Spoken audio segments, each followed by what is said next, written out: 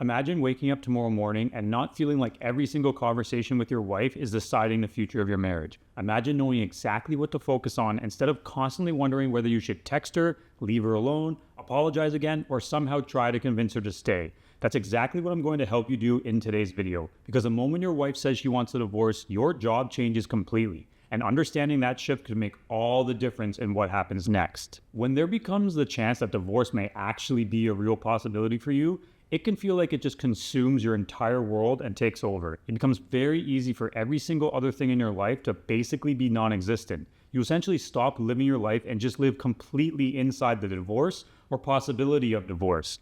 Everything in your life is now filtered through this thought process that involves potential divorce, and you really start to feel less and less like yourself.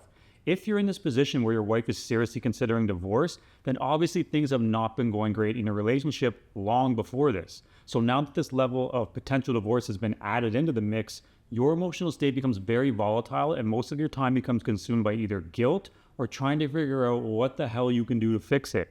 Even if you're at work, you may put on a brave face for coworkers or clients, but internally, it just feels like a clock is running out very quickly. You really feel like you're just in this survival mode. Because of being in survival mode, fear starts to become the loudest voice in your mind, and because of that, it then becomes the loudest voice in your behavior as well. A lot of decisions you make start to feel like a last-ditch effort to really just make today's fear go away. That is a big trap that you may already be in, because once your wife says she wants a divorce, almost every decision starts becoming about trying to influence her next reaction. And this is where things can change for you if you realize that fear is a terrible compass to follow. Let me give you an analogy. And stay with me because it's really important to understand and simplify what is going on. Think about hiking through a huge forest, and at first, you know exactly where you're going. You've got your compass because there is no satellite or GPS service available, and you have your physical map. You feel pretty good. You're calm. You're enjoying the nature.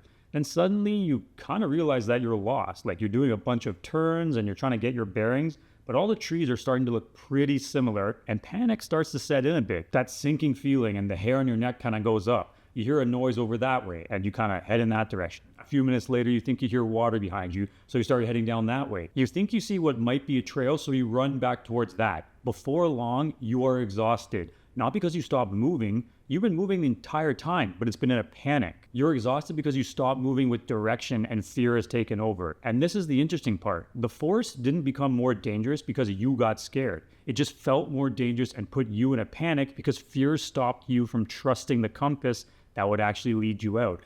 That is what happens when divorce rears its ugly head into the conversation of so many marriages. You may have already started down the path of trying to grow and be a better man, but as soon as the big D word got mentioned, you abandon that plan, or you throw away your compass essentially because you start chasing whatever immediate thing might reduce today's anxiety. You keep running toward whatever looks like the quickest way to make that fear disappear. The problem is, your marriage is not going to be rebuilt by chasing relief. Rather, it will be rebuilt by consistently moving in the right direction.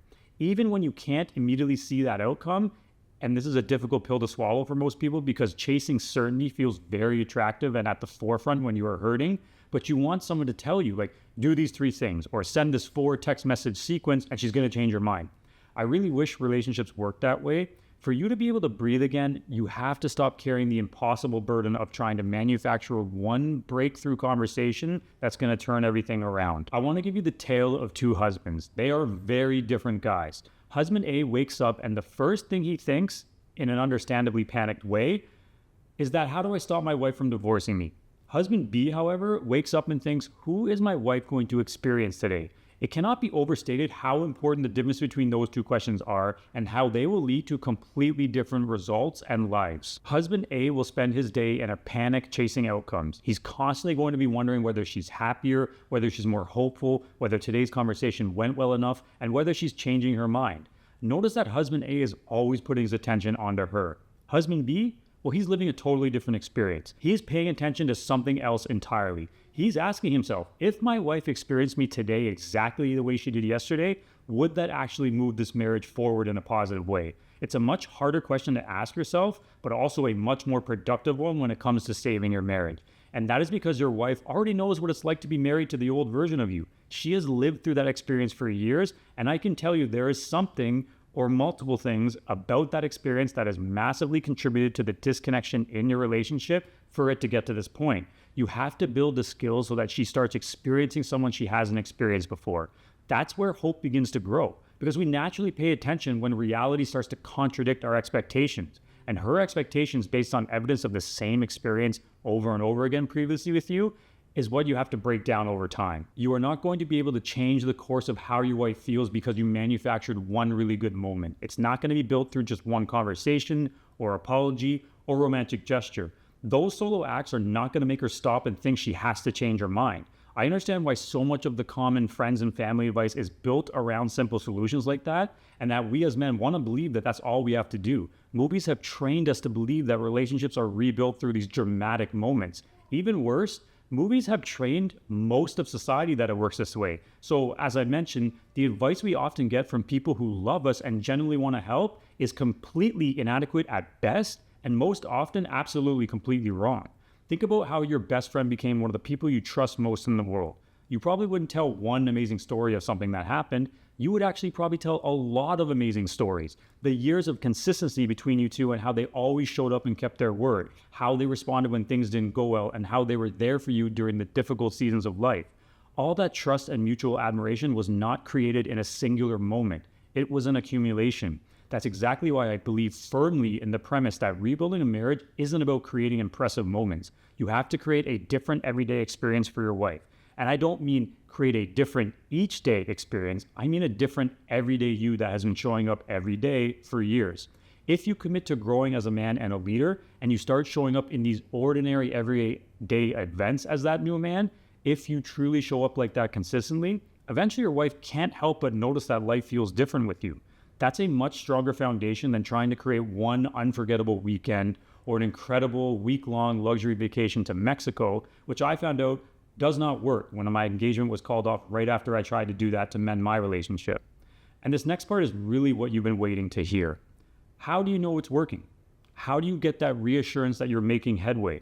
Well, first, you have to not be measuring your progress by what reactions she's giving you, because that's not a good way to measure how you're growing as a man and a leader. If your confidence rises and falls every time your wife has a good or bad day, then your emotional state is still being controlled by her emotional state.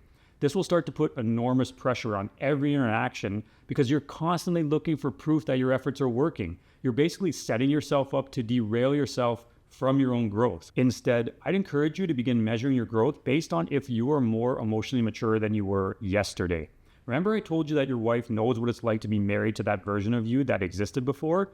The biggest hurdle that hits men like a Mack truck is trying to get over the fact that even being so well-intentioned and providing for the family, their situation can still end up like this. Honestly, even if this was taught in school, most people probably wouldn't be able to follow through with the skills because they are very counterintuitive.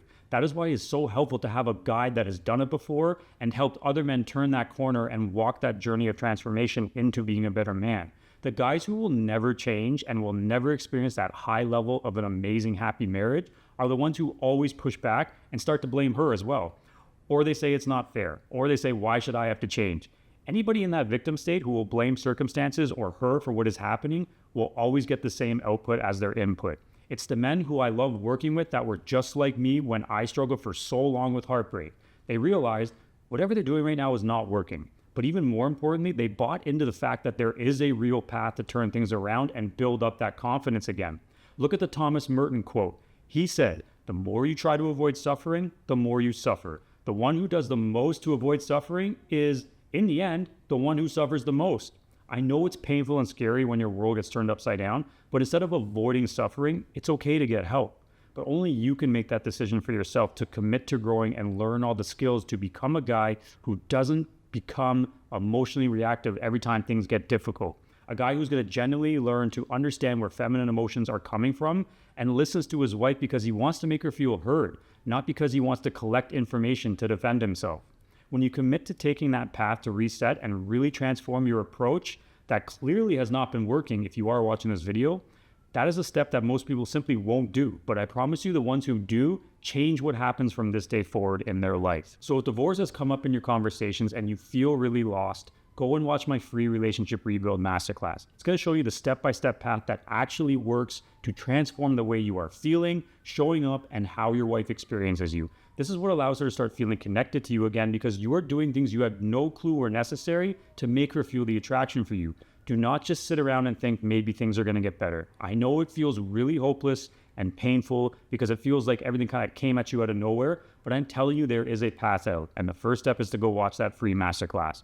You can watch it by clicking the link in the pinned comment or description box below. If you're not totally convinced yet, but this video opened your eyes a bit, getting you to think maybe I can still save my marriage if she wants out, then go and watch this next video right here.